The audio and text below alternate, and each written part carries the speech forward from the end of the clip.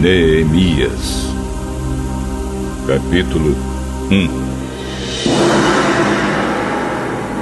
Esta é a história de Neemias, filho de Acalias.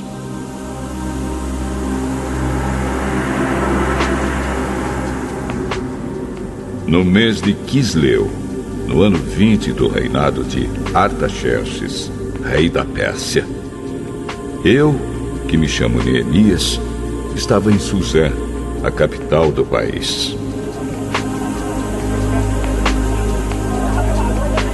Hanani, um dos meus irmãos, chegou de Judá com um grupo de outros judeus.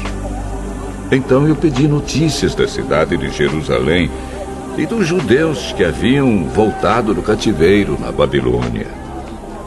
Eles me contaram que aqueles que não tinham morrido e haviam voltado para a província de Judá estavam passando por grandes dificuldades.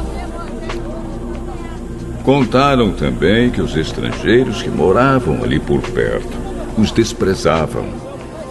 Disseram, finalmente, que as muralhas de Jerusalém ainda estavam caídas e que os portões que haviam sido queimados ainda não tinham sido consertados.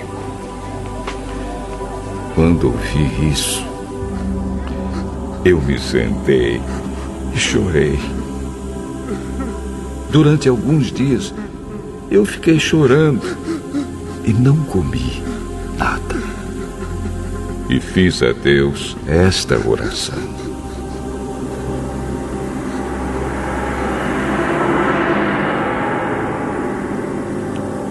Ó Senhor, Deus do céu, Tu és grande e nós te tememos.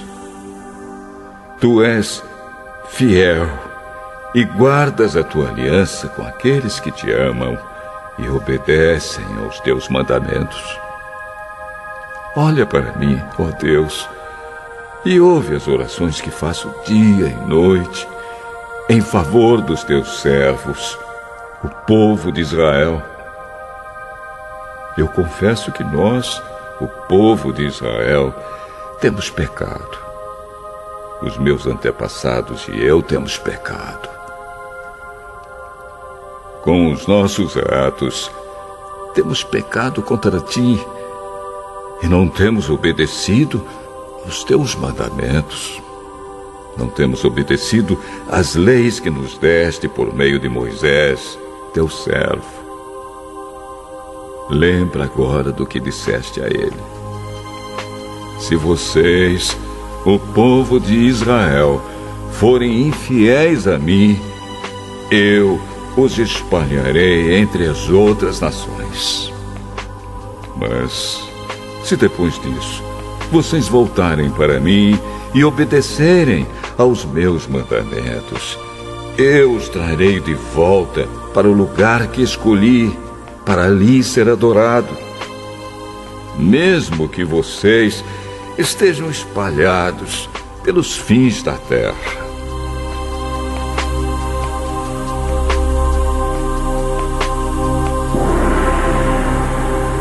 Senhor, estes são Teus servos, o Teu povo. Tu os livraste do cativeiro com Teu grande poder e com a Tua força. Ouve agora a minha oração e as orações de todos os outros Teus servos que têm prazer em Te adorar. Faze com que eu tenha sucesso hoje e que o Rei seja bondoso comigo. Nesse tempo eu estava encarregado de servir vinho ao rei. O livro de Neemias, para você lê-lo e entendê-lo, você precisa também ler o livro de Esdras, porque um tem a ver com o outro. E esse livro foi escrito mais ou menos no ano de 445 antes de Cristo. E esses dois livros, Esdras e Neemias, são livros conhecidos como pós-exilos e tratam especificamente do retorno e restauração do povo de Deus à sua terra. E isso era muito importante para os judeus. Mas como nós lemos hoje aqui o livro de Neemias, ele vai falar de restauração. Deus levanta então Neemias para que ele restaure os muros de Jerusalém. Mas essa restauração não está somente no âmbito físico não, mas também espiritual. Porque esta restauração dos muros tem a ver também com a restauração do povo de Israel. Mas o que isso tem a ver comigo e com você? Eu e você precisamos aprender que nós precisamos sempre ser restaurados. Nunca ninguém poderá dizer, não, eu não preciso de nenhuma restauração, eu não preciso de nenhuma transformação, eu não preciso de nada. Não é verdade. Porque a santificação é um processo. Cada dia você luta contra algo, vai vencendo. Todos nós somos assim. Não existe santo perfeito. Não, nós estamos no processo. Cada dia você lê a palavra, você aprende, e você fala assim, nossa, é assim que a palavra diz? E você e eu vamos abandonando, vamos sendo transformados, vamos sendo usados e lapidados pelo Senhor. E hoje eu gostaria de falar sobre esse tema, sobre restauração. Quando ela começa? Como foi essa restauração que Neemias, fez ali na cidade de Jerusalém? Como foi os passos que ele deu, as suas iniciativas, o que ele fez? Eu gostaria de trabalhar com os irmãos esse texto hoje. E o primeiro ponto aí que eu quero trabalhar com vocês, está no versículo de número 2 e 3. Vamos ler todos juntos aí. Vamos lá? Todos juntos. Veio Anania. Vamos lá? Só um minutinho aqui. Quem não almoçou hoje aqui, levante a mão. Todos almoçaram, né? Eu creio que o almoço de domingo normalmente é bom. Hoje mesmo eu comi aqui. Foi a irmã Vera que fez o almoço lá para Jocum. E eu peguei carona. Foi uma benção o almoço. Um belo almoço. Normalmente o almoço de domingo é mais caprichado. Então você tem força. Então você pode ler com bastante força aí. Pode ler mesmo. Abra a sua goela aí, ó, e solte a sua voz. Vamos lá? 2 e 3 do capítulo 1. Veio Anania, um de meus irmãos, com alguns de Judá. Então os perguntei pelos judeus que escaparam e que não foram levados para o exílio acerca de Jerusalém. Disseram-me, os restantes que não foram levados para o exílio e se acham na província, estão em grande miséria e desprezo. Os muros de Jerusalém estão derribados e as suas portas queimadas. Primeiro ponto. A restauração começa com a conscientização. Neemias, ele tinha uma preocupação sim com a sua terra natal, com seus conterrâneos. Então ele chega até uma pessoa e pergunta, como estão os meus conterrâneos, os meus irmãos? E aí ele recebe aquele relato, olha, a situação lá não está boa não. A situação lá, essa eu posso falar, viu? Está preta, está feio o trem mesmo. Está cabeludo lá. Tanto que você imaginar que está ruim, é pior. Então Neemias, ele passa a ter, agora saber o que estava acontecendo com o seu povo. O que eles estavam vivendo. Ele podia muito bem ficar, acomodado, porque nessa época aqui, já tinha saído um decreto do rei, que quem quisesse voltar para Israel, poderia voltar. Mas Neemias, ele pega a informação, mas como está lá? Como o povo está vivendo, o que eles estão passando. Então ele fica a pé da situação. E é isso que eu e você precisamos. Estar conscientizados da nossa situação. Ninguém melhor do que você sabe da sua situação. Como a sua vida está. Porque às vezes nós queremos maquiá-la. Queremos passar para as pessoas que nós estamos vivendo bem. Que estamos bem, está tudo ok, está tudo legal, e na verdade não está. Quantas pessoas que fogem da sua realidade, quantos casais que em casa não vivem aquilo que lá fora passam. Em casa, às vezes olha para a mulher e fala, esse bucho aí é minha esposa. Esse troço aí é meu marido, esse cavalo aí, ó. Aquela troca de carícias que lá fora se faz, te chama de docinho de coco, meu bem, meu amor, em casa, ô troço, vem cá. Troca tudo. Aquelas palavras que lá fora para mostrar para a sociedade, para a igreja, onde está, que está tudo bem. Lá em casa, tudo muda. Um dorme separado do outro. Inclusive, eu quero dizer para os casais, você pode, que todo casal discute. Todo casal tem aquele momento difícil. Mas nunca saia da cama. Porque se você for dormir no sofá, tem uma outra pessoa que vai dormir lá com sua esposa. Se a sua esposa for dormir em outro lugar, tem outra pessoa dormindo no lugar dela. Seja o que for, durmam juntos. Acerte, converse. Não ponha ira. Aliás, sol sobre a vossa ira. Porque tem casais que passam para a sociedade que vivem bem, mas não dormem juntos há anos, há meses. Vivem separados da vida íntima. É uma brecha tremenda para Satanás, para o diabo.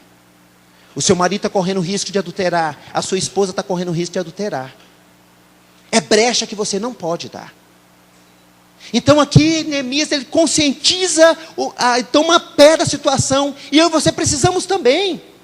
Como está a sua vida? Como está a sua vida de oração? Como está a sua vida de leitura bíblica? Como está a sua vida de envolvimento com o povo de Deus? Com as coisas de Deus? Com o reino de Deus? Nós precisamos parar de fingir que está tudo bem, e não está. Mas cair na real. Eu sempre digo isso lá na igreja. Às vezes nós corremos muito dos problemas. Tem pessoas que têm mania de pegar, surge o problema, aí ele coloca uma pedra em cima do problema. Surge outro problema, outra pedra. Um dia, vem alguém lá da caixa do prego e chuta aquela pedra. O que vai acontecer com aquele problema? Ele vem à tona. Não foi tratado. Aí vai surgindo. O problema você tem de resolver.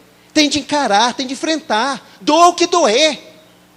E aqui você vê que Neemias passa essa mensagem. Ele ficou sabendo a situação do povo dele. Ele não foi, por exemplo, eu vou comprar uma passagem lá para o Guarujá, passar um tempo lá no Guarujá. O povo lá de Israel que se lasque para lá. Não mandei eles ficarem lá. Ele tomou para si. Porque ele se considerava também um israelita. Eu preciso tomar a pé da minha situação. Enfrentar o que deve ser enfrentado. Não correr, não fugir, não faça isso. Eu sei que às vezes existem problemas que dá vontade de você sumir no mundo, desaparecer, mas não é a saída, não é a solução. Segundo ponto, versículo de número 4. Vamos ler novamente aí, para você não dormir, apesar que está cedo, né? Vamos lá? Todos juntos o 4. Tendo eu ouvido estas palavras, assentei-me e chorei, e lamentei por alguns dias. Estive jejuando e orando perante o Deus dos céus. Qual foi a reação de Neemias? Orar. Quantos crentes que eu já ouvi falar assim, para que orar? Para lá que essa besteira. Não é besteira não. Aquilo que deveríamos agir, em primeiro lugar, deixamos para depois. Quando surge um aperto financeiro, você pensa assim, eu vou pedir emprestado para fulano. Não é assim? A gente pensou na solução. Fulano, acho que tem esse dinheiro, pode me emprestar. Aí você vai lá. Ih, rapaz, eu tinha, mas emprestei ontem para Raimunda. O que eu faço? Aí você fica sabendo que na cidade tem aqueles que emprestam a juro. Os agiotas da vida. Sempre alguém tem um conhecido desse que troca cheque, né? Fala com fulano que eu acho que troca esse cheque para você. Aí você vai lá, o juro, eu cobro 20%. Vixe, o que eu faço? Nós sempre estamos buscando uma saída. Aí quando não dá nada certo, tudo está fechado. Qual é a resposta? Agora só Deus. Coisa que deveria ser em primeiro lugar. E aqui Neemias nos ensina isso. A primeira coisa que ele fez foi o quê? Orar. Ele orou. Ele não foi para o Facebook e colocou assim: olha, eu quero dizer que eu estou triste porque os meus conterrâneos estão lá sofrendo. Ele não fez isso, apesar que nem naquela época eu tinha, né? Eu tenho uma raiva de pessoas que vai pegar, posta no Facebook assim: hoje estou down, para baixo, né? Vai orar, irmão, em vez de ficar escrevendo besteira no Facebook. Vai ler a Bíblia. Você já escrevi para uma pessoa: hoje eu estou me sentindo para baixo. Eu vou assim: leia a Bíblia que você vai para cima. Então Neemias, ele começou a orar, interceder. E o texto diz aqui que ele não só orou, mas ele também jejuou. Nós temos que parar com essa fama que presbiteriano é sorveterianos. Ah, você é da presbiteriana? Aquela igreja fria, né? Eu lembrei lá em Barra do Garça, eu pastoreava a segunda igreja, e teve uma irmã que ela foi abordada por outra, né, de outra denominação. Você é da presbiteriana lá, da Vila Santo Antônio? Sim, sou. Ah, aquela igreja é muito fria. Ela falou assim: não. O pastor já mandou instalar lá 5 ventiladores. Se isso é frio para você, então não sei o que é quente. Mas não estava dizendo nesse sentido. E às vezes a fama que corre por aí é que nós não somos de oração, que nós não jejuamos, que nós não buscamos. E às vezes isso tem ocorrido sim no meio do povo de Deus, nas igrejas presbiterianas. Se fizermos uma enquete, quantas vezes você jejuou no passado, é uma vergonha. Porque tem muitos crentes que acham que jejuar é coisa de pentecostal, é coisa de neopentecostal, é coisa de igrejas, essas igrejas de periferia, de pobre, eles que fazem isso. Não é não. Jejuar é coisa de Deus. Jesus ensinou os discípulos. Eu e você precisamos ter uma vida de oração e de jejum também. Neemias, quando viu a situação do povo, o que ele fez? Ele orou, ele jejuou. Nós precisamos aprender a aproximar de Deus. Nós precisamos nos humilhar na presença de Deus. Nós precisamos cada vez mais chegar diante de Deus. A oração é um meio de graça. Quando você ora, algo vai acontecer. Eu não sei, mas algo vai acontecer. Porque Deus é um Deus que intervém. Você não está dizendo para qualquer pessoa. Você não está falando para qualquer pessoa. Eu fico imaginando que hoje é uma das profissões que tem recebido demais pacientes, é os psicólogos. Nada contra psicólogo. Mas o que tem de crentes visitando os psicólogos é de uma maneira assustadora. Eu não tenho nada contra. Mas eu quero dizer, o psicólogo dos psicólogos chama Deus. Não estou falando para você não fazer tratamento. Eu quero que você aprenda a compartilhar com Deus. A abrir com Deus. Ele pode levantar uma pessoa sim para vir falar com você. Ter esse ouvido para você. Mas a primeira coisa que Neemias fez foi orar. Foi colocar diante de Deus. Diante do que você está vivendo, diante do que você está passando, do problema que você está vivendo, a desavença, seja o que for. Ore. Não está resolvendo? Parta para o jejum. Mas não ore só uma vez, não. Às vezes é até proibido falar essa palavra dentro das igrejas, para eles terem campanha. Faça campanha de oração. Faça 1 mês, 2, 3, igual ele fez aqui. Ele orou 4 meses, jejuou 4 meses. Mas não deixe de orar, não. Não deixe de buscar. Interceda. Clame. Terceiro ponto. Leia comigo aí o versículo de número 6 e 7. Vamos lá? Todos juntos. Estejam, pois, atentos os teus ouvidos e os teus olhos, todos, para acudires à oração do teu servo, que hoje faça a tua presença dia e noite pelos filhos de Israel, teus servos. E faço confissão pelos pecados dos filhos de Israel, os quais temos cometido contra ti, pois eu e a casa de meu pai temos pecado. De todo corruptamente contra ti. 7, continua. Não temos guardado os mandamentos, nem os estatutos, nem os juízos que ordenaste a Moisés, teu servo. A restauração também começa com confissão de pecado. Eu fico imaginando que existem algumas denominações que pregam tudo de errado na vida do crente é pecado. Já existe aqueles também que não veem pecado em nada. Acham que por estar vivendo em pecado e a vida está uma beleza, uma maravilha, um anjo de candura. E não é verdade. Eu e você não podemos cair no extremo. Mas eu e você podemos sim buscar em Deus discernimento para discernirmos que aquela situação que estamos vivendo pode ser sim pecado. Você sabe disso? Eu fico imaginando o crente que não dizima, por exemplo. A vida está uma desgraça, a vida financeira, bagunçada. Deve para Deus e o mundo. Mas quando se fala em dízimo para ele, não. Ele vai lá em Malaquias, arranca aquela página. Não existe isso aqui para mim. Isso aí é para comprar carro para pastor, vida boa de pastor, não. Eu faço o dízimo do jeito que eu quero. Eu dou do jeito que eu quero, o dia que eu quero, do jeito que eu quiser. E não é bem assim, não. Você quer que sua vida financeira mude? Você tem que ser fiel. Aí tem muitos crentes que também falam assim, por que a minha família está nessa bagunça? Mas não quer pagar o preço. Às vezes é um pai que não dá testemunho, é uma mãe que não dá testemunho, é um filho que não dá testemunho, é uma filha que não dá testemunho, e assim vai. E acontece, aquele pecado está assim, contaminando, impedindo de muitas coisas acontecerem na sua vida. Às vezes o que está amarrando de Deus te abençoar é o seu pecado, é o meu pecado. E como igreja, eu quero que você entenda que o pecado do meu irmão tem a ver comigo. Existe o pecado individual e existe o pecado coletivo. E aqui Neemias, ele faz uma confissão e ele se inclui. Nós pecamos. Ele não fala assim, eles pecaram. Que esses desgraçados lá pecaram, viu, Senhor? Manda queimar eles mesmos, não prestam não. Queima eles. Nós pecamos. Nós erramos. Ele inclui o nós. Às vezes tem muito crente que acha que a igreja não desenvolve, que é o pecado sempre do irmão. Ele nunca olha para ele, né?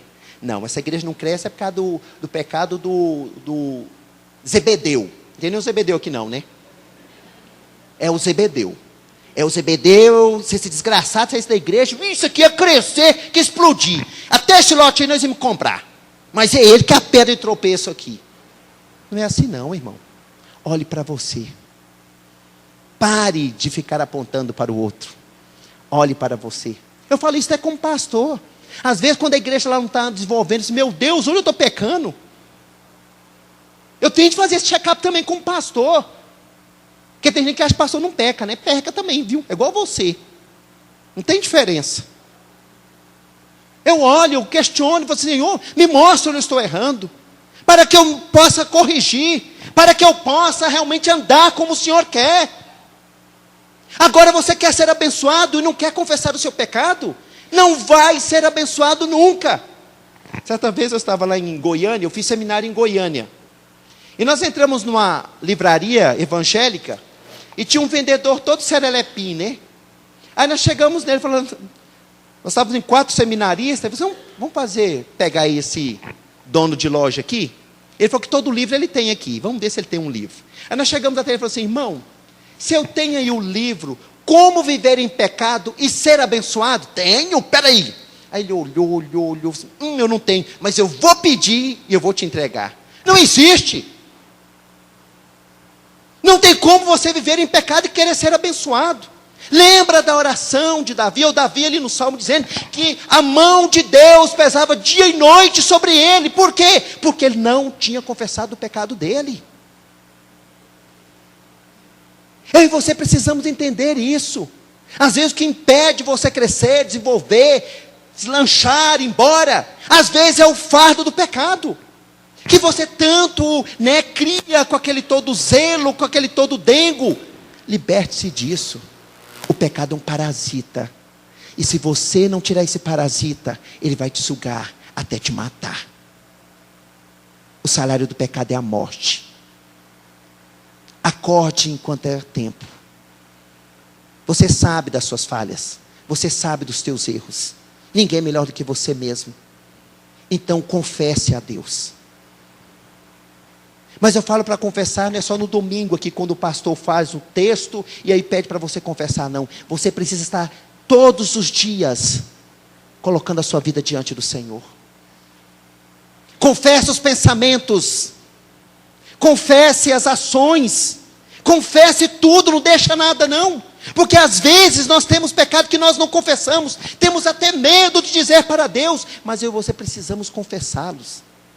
Abrir o coração, a alma para Deus, para que Ele possa lavar com o sangue precioso de Jesus Cristo. Quarto e último ponto, estou correndo aqui do tempo, porque tem outro culto, né? Versículo de número 7, o 8, perdão, todos juntos. Lembra-te da palavra que ordenaste a Moisés, teu servo, dizendo: se transgredirdes, eu vos espalharei por entre os povos. Até aí. O quarto ponto é com relação à restauração, começa também com um envolvimento profundo com a comunidade. E você vê aqui que Neemias era uma pessoa envolvida com os seus. Porque tem muitas pessoas que acham que a igreja é um clube. A taxa é o dízimo, que ele devolve todo domingo, né? Eu vou lá, entrego o meu dízimo, eu não quero que o pastor encha minhas paciências, eu não quero que o presbítero também fique enchendo meus picuá, me deixa em paz. Eu já fiz e tenho contribuído. Eu vou lá, entrego o meu dízimo, participo do culto, mas não enche minhas paciências mais não. Tá bom, já estou fazendo demais. Não é assim não. A igreja não é clube. E se fosse, era até melhor para o pastor administrar, sabia? Porque aí quem não está vindo, é só ele riscar lá e vai embora. Mas não é assim, né? A igreja é um corpo. É o corpo de Cristo. Eu preciso me envolver, me interessar pelas pessoas que me cercam. Neemias, como diz o texto, ele era copeiro. E sabe quem ele assistia? O rei. Ele ficava na corte, ele tinha vida boa. Inclusive o papel de Neemias, sabe o que era? Todo vinho que o rei ia beber, primeiramente Neemias bebia na frente dele. Agora o vinho que era servido para o rei não é um vinho qualquer, né? Era um vinho bom, era coisa de primeira. Ele experimentava comida, ele assistia o rei, ele estava na presença do rei. Neemias podia muito bem falar assim: o povo na minha terra está sofrendo, mas o sol não nasce, né? Não é todos que nascem com essa sorte, né? Eu tive a sorte de vir parar aqui, junto com o rei, comida boa, tudo bom. Agora, eu não tenho culpa se eles não tiverem essa sorte. Neemias não teve esse pensamento. Ele se envolveu. Será que você tem envolvido com a sua igreja, com esta comunidade? Você sabe dos problemas que essa comunidade tem passado, das dificuldades que ela tem enfrentado, das escassez que toda igreja passa. Você tem se envolvido com isso? Você está a pé da situação, como está a igreja, do sonho da igreja, os projetos da igreja? Ou você simplesmente chega aqui, participa, sai e vai embora? A igreja de Cristo, ela não pode ser solitária. Não existe cristianismo solitário. Existe cristianismo solidário, que é totalmente solitário. Eu tenho de aprender a me envolver. Eu tenho de aprender a estar junto com meus irmãos, chorar com aqueles que choram, alegrar com aqueles que se alegram, estar juntos, estar dentro do barco.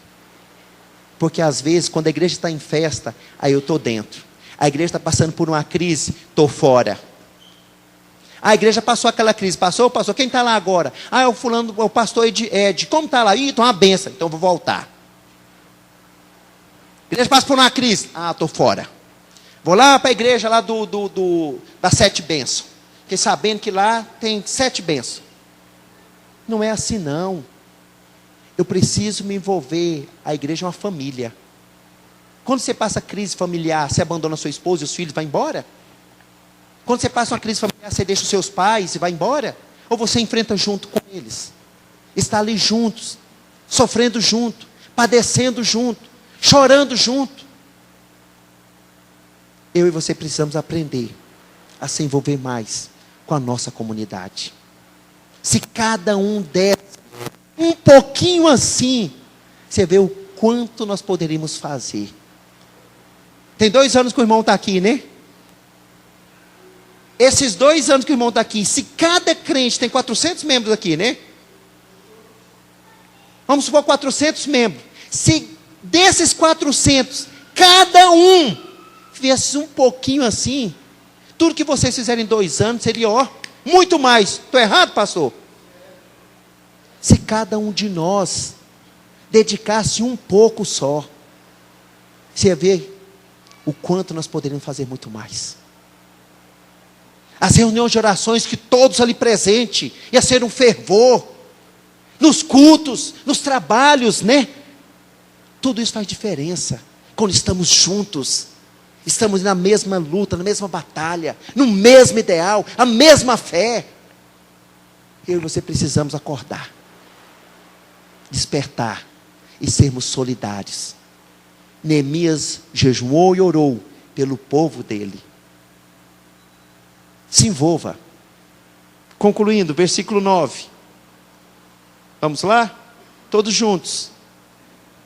Mas se vos converterdes a mim, e guardardes os meus mandamentos, e os cumprirdes, então ainda que os vossos rejeitados estejam pelas extremidades do céu, de lá os ajuntarei, e os trarei para o lugar que tenho escolhido, para ali fazer habitar o meu nome. Há uma promessa aqui. Interessante que essa promessa que Deus faz aqui ao povo de Israel, olha, mas se vos converterdes a mim. Tem muitas pessoas dentro da igreja que não são convertidas. Existe pastor que não é convertido, existe presbítero que não é convertido, existe diácono que não é convertido, existe outro que tem cargo que não é convertido. Mas como assim? Tem. Por incrível que pareça. É convertido a qualquer coisa, menos a Cristo. E aqui o texto é bem claro, se converterdes a quem? A Deus, a mim, a Jesus Cristo. Aí tem uma promessa. E isso é verdade. Essa promessa é para mim e para você. Se eu e você buscarmos andar nos caminhos do Senhor, sermos fiel ao Senhor, isso vai fazer diferença. E como vai fazer? Se eu e você fizer o que Neemias fez, ele buscou a Deus, ele se envolveu com a comunidade, ele confessou o pecado dele, ele viu, conscientizou como estava a sua situação, isso fez toda a diferença. E fará também nesta igreja. Se cada crente, se cada irmão buscar ao Senhor de todo o seu coração. Às vezes eu fico imaginando quem pensa assim, eu vou sair da igreja, porque a igreja está fria, eu vou buscar uma igreja mais avivada, né, aquela coisa toda. O avivamento começa com você, irmão. Não espere pelo seu irmão do lado, não. Começa por você. Essa igreja quase não ora, mas você tem orado. Essa igreja não jejuma, mas você tem jejuado. Toda mudança começa em você. Não espere de fora não, é você. Uma vez que você mude, as pessoas que te cercam irão mudar também. Que Deus nos abençoe. Que Deus abençoe esta igreja. Que Deus desperte em nós esse desejo de buscarmos restauração.